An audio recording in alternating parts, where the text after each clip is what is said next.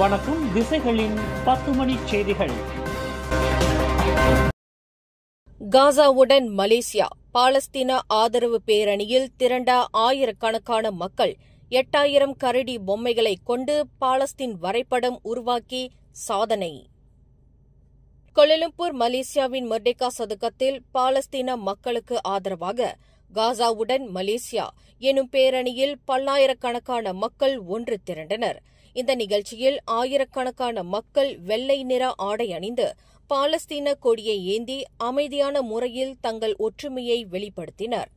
பல மாநிலங்களிலிருந்தும் பல்லின மக்கள் வெள்ளம் போல் வந்து குவிந்தனர்.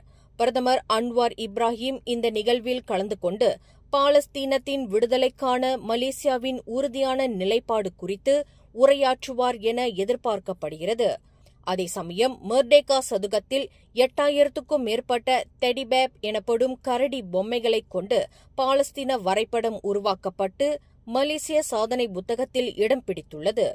காசாவில் தியாகம் செய்யப்பட்ட 18,000க்கும் மேற்பட்ட குழந்தைகளின் நினைவாக இந்த அமைப்பு ஏற்படுத்தப்பட்டுள்ளது. இந்த திட்டத்தின் மூலம் சேகரிக்கப்பட்ட டெடிபே பொம்மைகள் மலேசியாவில் உள்ள ஆதரவற்றோர் இல்லங்களுக்கு நன்கொடையாக வழங்கப்படும். இது பாலஸ்தீனியர்களுக்கான மலேசியாவின் ஒற்றுமையை பறைசாற்றும் வகையில் அமைந்துள்ளது. வதந்திகளை பரப்பும் சமூக வலைதள பிரபலங்களுக்கு தகவல் தொடர்புத்துறை அமைச்சர் டாக்டர் ஃபஹமி ஃபசில் கடும் எச்சரிக்கை விடுத்துள்ளார். மன உந்துதல் இல்லாமல் உண்மையான துல்லியமான தகவல்களை மட்டுமே பகிருமாறு அவர் அறிவுறுத்தியுள்ளார். அண்மையில் உயிரிழந்த ஜாரா கைரினா விவகாரத்தில் போலி வல்லுநர்களால் பரப்பப்பட்ட தவறான தகவல்களை அவர் சுட்டிக்காட்டினார். இதுபோன்ற செயல்கள் பார்வையாளர்களின் கவனத்தை ஈர்ப்பதற்காக எவ்வித பின் விளைவுகளையும் யோசிக்காமல் மேற்கொள்ளப்படும் செயல்கள் என்று அவர் சாடினார். இதுபோன்ற செயல்களில் ஈடுபடுபவர்கள் மீது கடுமையான நடவடிக்கை எடுக்கப்படும் என்றும் அவர் எச்சரித்துள்ளார். கோலாலம்பூர் மருத்துவமனையின் ஆர்த்தோபீடிக் எனப்படும் எலும்பியல் பிரிவில் நோயாளிகள் 6 மணி நேரம் வரை காத்திருக்க வேண்டியிருப்பதற்கு 62 விழுக்காடு மருத்துவ அதிகாரிகள் பற்றாக்குறையே முக்கிய காரணம் என சுகாதார அமைச்சு தெரிவித்துள்ளது.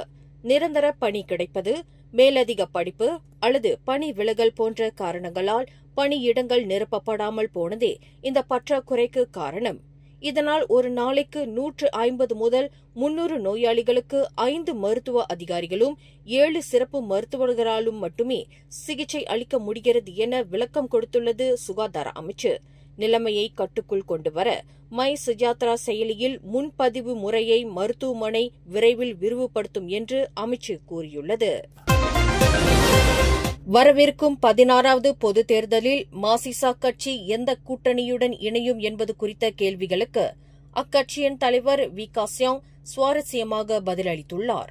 தங்களுக்கு பல வாய்ப்புகள் இருப்பதாகவும் சரியான நேரத்தில் ஒரு முடிவை அறிவிப்போம் என்றும் அவர் கூறினார். இந்த கூட்டணி விவகாரம் வரும் அக்டோபரில் நடைபெறவுள்ள கட்சியின் ஆண்டு பொதுக்கூட்டத்தில் விவாதிக்கப்படும் என்று எதிர்பார்க்கப்படுகிறது. ஜோஹர் ஸ்காமட் அருகே இன்று அதிகாலை ஏற்பட்ட நிலநடுக்கத்தால் அந்த பகுதியில் உள்ள பெட்ரோனாஸ் எரிவாயு குழாய்களுக்கு எவ்வித பாதிப்பும் ஏற்படவில்லை என பெட்ரோனாஸ் நிறுவனம் உறுதிப்படுத்தியுள்ளது. நிலநடுக்கம் உணரப்பட்டவுடன் நிறுவனம் தனது தொழில்நுட்ப குழுக்களை அனுப்பி பாதுகாப்பு நடவடிக்கைகளை முடுக்கிவிட்டது. அனைத்து எரிவாயு குழாய்களும் பாதுகாப்பாகவும் வழக்கமான முறையில் இயங்குவதாகவும் வழக்கத்திற்கு மாறான எந்த மாற்றங்களும் கண்டறியப்படவில்லை என்றும் பெட்ரோனாஸ் தெரிவித்தது. அவசர காலங்களில் பேரிடர் தொடர்பான எச்சரிக்கைகள் நேரடியாக மக்களின் கைபேசிக்கு புஷ் நோட்டிபிகேஷன் வழியாக அனுப்பப்படும் புதிய திட்டம் விரைவில் அறிமுகப்படுத்தப்பட உள்ளது. இந்த திட்டத்தை மலேசிய தகவல் தொடர்பு பல்லூடக ஆணையம் உருவாக்கி வருகிறது. இதன் மூலம் தாமதங்கள் இன்றி மிக வேகமாகவும் துல்லியமாகவும் குறிப்பிட்ட இடத்திலுள்ள மக்களுக்கு எச்சரிக்கையை அனுப்ப முடியும் என கூறினார் தொடர்பு துணை அமைச்சர் தியோனி சிங். இந்த திட்டம் அடுத்த ஆண்டு வரவு செலவு திட்டத்தில் சேர்க்கப்பட அமைச்சு பரிந்துரைத்துள்ளது. கிடா மாநில மக்களின் முக்கிய சிக்கல்களுக்கு தீர்வு காணுமாறு செக்ரட்டேரியட் ஸ்வாரா அன்னகிடா என்ற அமைப்பின் தலைமை செயலாளர் சுலைமான் இப்ராஹிம் கிடா மாநில முதல்வர் சனுசி நோருக்கு ஒரு கண்டன அறிக்கை வழங்கினார். மாநிலத்தில் அதிக முதலீடுகள் வந்ததும் 1 லட்சம் இளைஞர்கள் வேலையில்லாமல் இருப்பதாக அவர் சுட்டிக்காட்டினார். அத்துடன் சுற்றுப்பயண தலங்களின் மோசமான பராமரிப்பு, சுகாதார குறைபாடுகள், மலை குவாரிகளால் சுற்றுச்சூழலுக்கு ஏற்படும் அச்சுறுத்தல்களையும் அவர் சுட்டிக்காட்டி கண்டனம் தெரிவித்தார். இந்த சிக்கல்களுக்கு உடனடியாக விளக்கம் அளிக்குமாறு சனுசியை அந்த அமைப்பு வலியுறுத்தியுள்ளது. ஜோஹரில் இன்று ஏற்பட்ட 2 நிலநடுக்கங்களைத் தொடர்ந்து அப்பகுதி மெர்சிங் ஃபால்ட் ஜோன், அதாவது மெர்சிங் பிளவு மண்டலம் என்ற புவிப்பிளவு மண்டலத்தில் நிகழ்ந்தவை என மலேசிய வானிலை ஆய்வுத்துறை மெட் மலேசியா உறுதிப்படுத்தியுள்ளது. முதல் நிலநடுக்கம் அதிகாலை 6:13 மணியளவில் சிகாமாட்டில் ரிக்டர் அளவில் 4.1 பதிவானது. அதனைத் தொடர்ந்து காலை 9 மணியளவில் யோம்பெங் பகுதியில் 2.8 ரிக்டர் அளவில் ஒரு நிலநடுக்கம் ஏற்பட்டது. இந்த அதிர்வுகள் Johor, Malacca, Negeri Sembilan, Pahang ஆகிய மாநிலங்களிலும் உணரப்பட்டது. கோலாலம்பூர் ஸ்பிரிங் நெடுஞ்சாலையில் நடத்தப்பட்ட சோதனையில் முக்கிய புள்ளி ஒருவரின் மகன் தனது காரில் போதைப்பொருள் வைத்திருந்ததாக கூறி காவல் படையினரால் கைது செய்யப்பட்டுள்ளார். 20 வயது மதிக்கத்தக்க அந்த இளைஞரின் காரில் சிறிதளவு ஹெராயினும் போதைப் பொருள்களை பயன்படுத்தும் கருவிகளும் கண்டுபிடிக்கப்பட்டதாக ஸ்லாங்கூர் மாநில காவற்படையின் தலைவர் டத்தோ ஷசாலி கஹார் தெரிவித்தார். அவருக்கு ஏற்கனவே போதைப்பொருள் தொடர்பான குற்ற பின்னணி இருப்பதும் விசாரணையில் தெரியவந்துள்ளது. நேற்றிரவு ஜாலான் செராஸில் வாகனங்களை மோதிச் சென்ற 3 கேபிள் திருடர்கள் காவல் படையினரால் அதிரடியாக கைது செய்யப்பட்டனர். இந்த கும்பல் வாகனங்களை மோதி போலீசாரிடமிருந்து தப்ப முயன்றபோது பெரும் பரபரப்பு ஏற்பட்டது என செராஸ் காவற்படையின் தலைவர் அசிஸ்டன்ட் கமிஷனர் ஐடில் புல் அசான் தெரிவித்தார். அவர்களிடமிருந்து 4 மூட்டை செப்பு கம்பிகள் பறிமுதல் செய்யப்பட்டன. இந்த விபத்தில் யாருக்கும் காயம் ஏற்படவில்லை என்று காவற்படை உறுதிப்படுத்தியுள்ளது. சமூக ஊடகங்களில் இந்த நிகழ்வின் காட்சிகள் தீவிரமாக பரவி வருகிறது.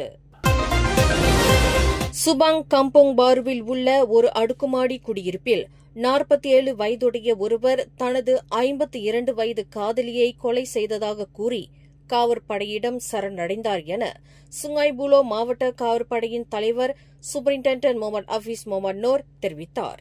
தனது காதலியின் கட்டுப்பாட்டால் மன உளைச்சலுக்கு ஆளானதால் இந்த கொலையை செய்ததாக அவர் கூறினார்.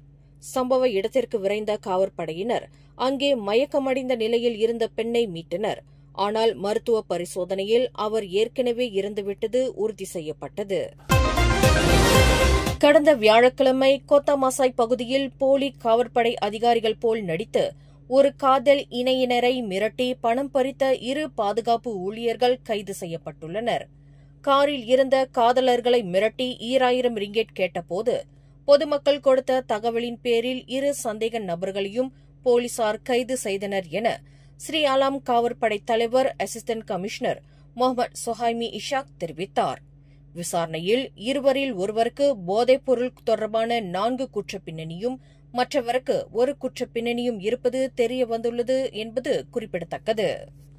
மேலும் செய்திகளை தெரிந்து கொள்ள கீழே இருக்கும் பெல் பட்டனை அழுத்துங்கள். உங்கள் மகிழ்ச்சியை வெளிப்படுத்த லைக் மற்றும் ஷேர் செய்யுங்கள். தொடர்ந்து திசைகளோடு இணைந்திருக்க சப்ஸ்கிரைப் செய்யுங்கள்.